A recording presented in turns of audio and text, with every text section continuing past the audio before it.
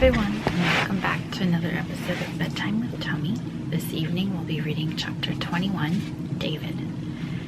It took David a few moments to realize his stupid mistake. He scolded himself for not checking the canoe earlier, as Clara had suggested.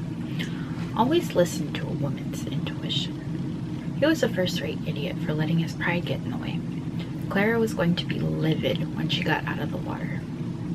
Using his long, powerful arms, he swam over to the capsized vessel and flipped it back over.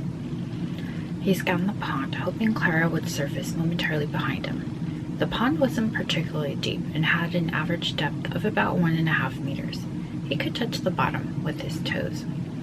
Clara doggy paddled in his direction, but was struggling to keep her head above water. Her limbs flailed as her eyes searched for the bank or something to grab onto. She coughed a few times. "Help!" she yelled. "Clara!" David shouted, swimming urgently toward her. He rolled her onto her back, supporting his weight as he treaded water. "I have you. Please, try and relax your body. It will make it much easier for me to get us to the embankment. I promise I won't let anything happen to you. Keep your cool. It's just like you practiced this morning." His hands closed around her now wet and useless cast. "It's so heavy." She did well to keep her head up and out of the water for as long as she did. A surge of guilt overtook him. "Dr. Evans is going to have to cut this thing off and redo it. I hope I didn't make her injury worse." He kicked hard, as carefully as possible, set her down on one of the grassier patches of mud near the pond. Clara coughed a few times and wheezed as she tried to catch her own breath. David as he tried to catch his own breath. "I'm so sorry. Are you all right?" he asked, full of concern. "Fine." Her teeth chattered. "I'd give anything for a dry towel right now." She wrung out her skirt, splattering a large amount of water onto the ground near her feet. "I'll make sure you have a stack of clean towels and something hot to drink." He reached into his pocket. His phone was soaking wet and more of a hazard than useful. He rumpled his hair. "I'm gonna have to carry you back to the palace or until we find some help. I'll do my best not to jostle your leg." "What about the wheelchair?" "It's on the other side of the pond. I don't want to leave you sitting here any longer than necessary. It'll be quicker this way." She swallowed hard. "Do it." As if he were carrying the world's most precious cargo, David placed a hand under her legs and around her back and lifted her to his chest. "We have to stop doing this, or else you might have to grow a pouch to carry me around like a kangaroo or a koala bear." She laughed, but it sounded forced. Even when she's freezing, wet, and miserable, she can still manage a joke. A sudden clap of thunder startled them both. A late summer storm was about to roll through the area. "Bugger off." He picked up his pace. "If I'm too heavy for you, you can leave me under a tree and come back for me." "I'm not leaving you anywhere. I can do this. When I was in the army, we did plenty of drills with massively heavy packs. Compared to those, you're as light as a feather." Behind them, they heard the sound of pounding hooves and a horse neighing. "Whoa there, Clover," the man shouted to his horse. David knew that voice. His body stiffened and he stopped jogging. His pulse pounded in his ears. He turned, inclined his head, and panted, "Uncle Reg." His mother's younger brother smoothly hopped off the sleek chocolate-brown horse and gathered the reins in his hands. He had a stocky build, sandy hair and hazel eyes. He wore mud-splattered jeans, a camo jacket, and riding boots. "David, why on earth are you two soaking wet?" There was no way of avoiding the question from his uncle. "We had a small accident with the canoe." "That bloody canoe. That thing is knackered. I've told you, Edmund and Alice, before. Do not take it out on the water until the carpenters have repaired it," Uncle Reg muttered. "Yes, sir." The wind had begun to pick up. His attention turned and settled on Clara's soggy cast. "You, young lady, need to be brought inside now. Have you ever ridden before?" "Does a pony when I was about 8 years old count?" she asked. Uncle Reg didn't respond. David fought to maintain a straight face. "At least that's more experience than some of the troopers at the Army's Royal Riding School enter with." Uncle Reg rolled his eyes. "If David and I are giving you a hand up, would you be comfortable riding in front of me? This is an English saddle, so there isn't a horn you can hold on to, but I've been riding horses for over 40 years, and I can ensure you won't fall off." In his arms, Clara's body trembled. As much as he personally wanted to see it to her care, this wasn't about him. It was about doing what was best for Clara. Uncle Reg had the best seat in the family. My cousin Alice rode with him when she was 2. If a toddler can ride with him, so can you. Clara took a long moment to study Clover. Is this a horse that will accept 2 riders? For short distances, she'll manage. Uncle Reg patted her hind legs. Then I'll ride with you. In a single fluid motion, his uncle was in the saddle again, scooting himself a few inches back. David, lift her up, he ordered in a commanding tone. Ignoring the building pain in his shoulder, he adjusted his hold on Clara and handed her up to his uncle. A well-trained mount, Clover held still, tail swishing side to side. Hold on to her neck. We'll take this at an easy trotting pace. Clara gritted her teeth and nodded, her face pale. David will meet you back inside. His uncle tugged on the reins and made a clicking noise, and squeezing the horse with his legs, he said, "Let's go." David's arms dropped to his side. He stood and watched the riders and horse becoming smaller and smaller. "I'm sorry," he whispered. Droplets of water hit his face. Lowering his head, he took off to the far side of the pond to retrieve the wheelchair, then set off for the palace. The muscles in his body screamed from overuse. He welcomed the pain as his punishment. "David," bellowed a strong, authoritative voice.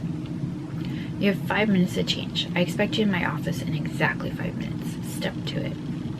David sat outside Clara's makeshift room, sick with worry. His hands gripped his hair as he berated himself for his mistake. He was still soaking wet. "Sir, no disrespect, but I'd rather wait until Dr. Evans is finished with Clara. You're sitting here soaked through with serves no purpose. You'll only make yourself sick. Go change. My study. 4.5 minutes." His uncle strode with purpose into the king's apartments. There was little use trying to argue with the head of the family. David sprinted down the corridor and up one flight of stairs. With skills he learned from his time at Sandhurst, he threw on a t-shirt and trousers and ran a comb through his hair. Glancing at the wall clock, David saw he had 1 minute to present himself to the king. He sprinted with his last reserves of energy. Outside the oak door to his uncle's study, he placed his shoulders on his knees, panting from the all-out effort. He straightened himself out and knocked. Enter. The private study of King Reginald I was a museum in itself. The furniture had not changed since Victorian times. Photos and mementos on lawn from the various branches of the British military adorned the walls.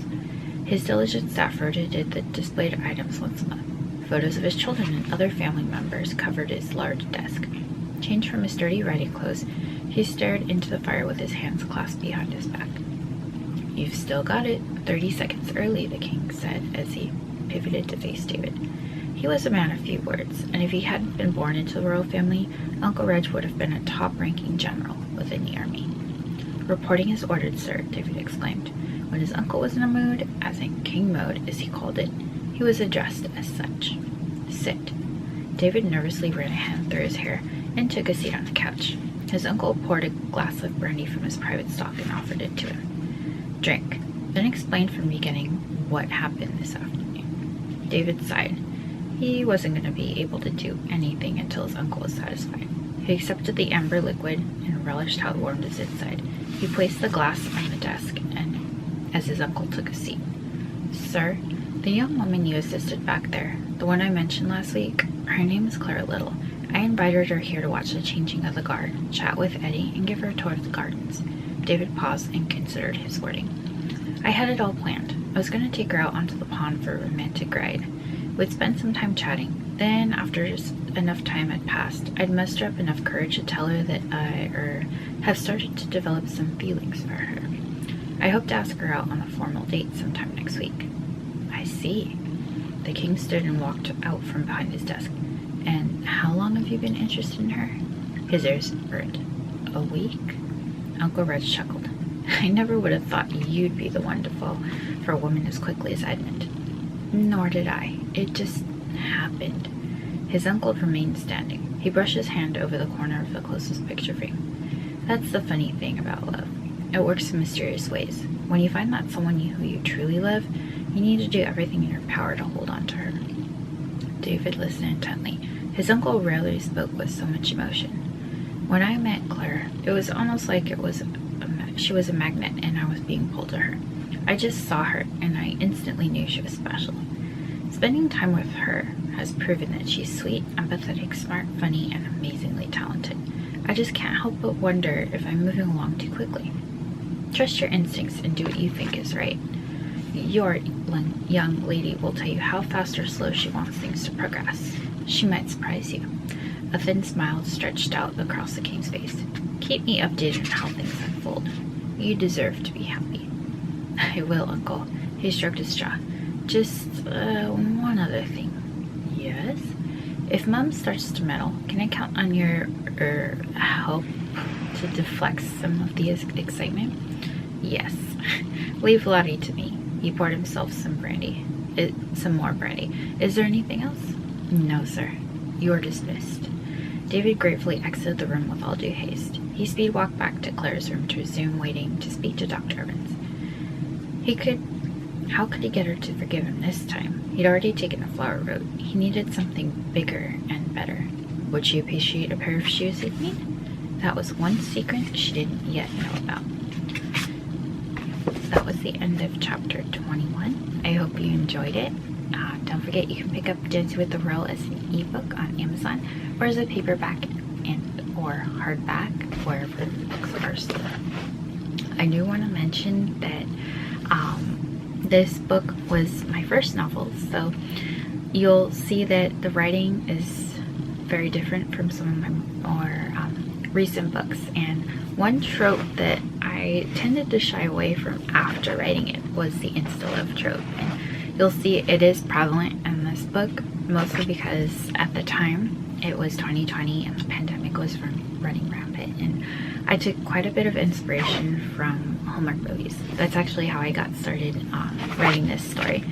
I thought I could do a better Hallmark story than Hallmark could, so I thought, let's start writing and see what happens. And the first version of Dance with the World was pretty short and pretty terrible. It was maybe 30,000 words.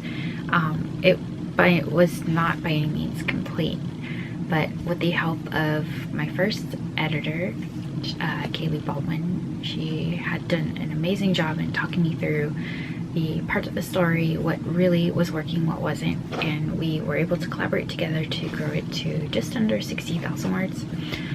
The newer version does have a couple extra scenes from the original version, and it's now much better. It's been rewritten and re-edited since the original version. So I just wanted to put it out there that, you know, an author's first book isn't necessarily their best work and what they should be judged by. They are always working to improve their craft, just like as students.